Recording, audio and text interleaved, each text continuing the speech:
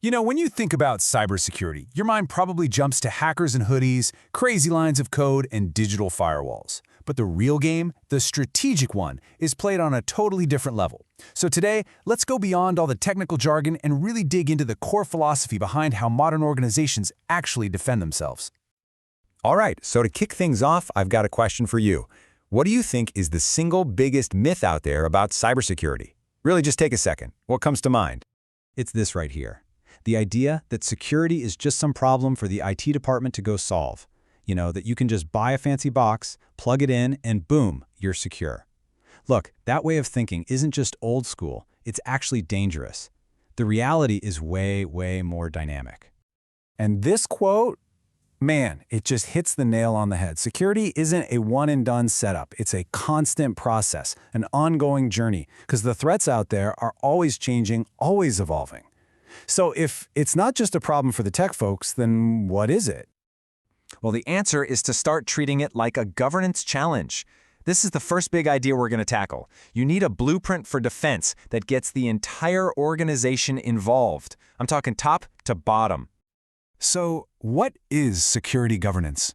The key phrase here, and you really got to catch this, is initiated by senior management. This means it's not the IT folks making calls in some server room. Nope, it's the leadership, the C-suite, setting the tone because security is fundamental to the business's operations, even its survival. And you can see the difference right here. The top-down way, where the bosses define the strategy, that's the one that works. It's really the only one that works. And why is that? Because it ties security directly to what the business is trying to achieve and gives it the authority and the budget it needs. When you try to do it from the bottom up, you just get these siloed, underfunded projects that completely miss the big picture. Okay, so you've got leadership on board, you've got a blueprint. Great, but that's not the whole story. I mean, let's be real. Budgets aren't infinite, but the threats kind of feel like they are. So how in the world do you decide what to protect first? You use a tool like this one. It's called a risk matrix. And honestly, it's a super simple but powerful way to see what you're up against. You map out threats based on how likely they are to happen and how bad the damage would be. Anything that lands in that top right corner, high chance of happening, high damage if it does, that's where your money and people go first. It's all about being smart, not just running around putting out fires. Right, but how do you even know what threats to put on that matrix? Well, the pros use a framework to think about this stuff. It's called STRIDE. It's basically a checklist to help them brainstorm all the different ways a system could get hit, covering everything from someone faking an identity to an attacker trying to get permissions they shouldn't have. But you know what? You can have all the fancy frameworks and charts you want, but they all run into one huge, unpredictable factor: people. And as we're about to see, people are your biggest weakness. But they can also be your greatest strength. Which leads to a really interesting question. I mean, we all get how you can hack a computer, right? But how do you hack a person? The answer? It's called social engineering. And look at the key words here: psychological manipulation. This has nothing to do with code. It's about twisting our own human nature, our trust, our fear, our simple desire to help someone out, and using it against us. So these are the classic tricks of the trade. An attacker might pretend to be your CEO to play on your respect for authority. Or they'll cook up some fake urgency or scarcity. This offer expires in 1 hour, just to get you to panic and click without thinking. They'll use intimidation or claim everyone else is doing it for consensus. It's all about exploiting the mental shortcuts we all use to get through the day. But here's the thing, and this is so important. While people are the biggest target, they're also the best solution. If you train them right, your people can go from being your biggest vulnerability to being your best line of defense. A human firewall, if you will. And building that human firewall, it's not some one-and-done training seminar. It's a whole life cycle.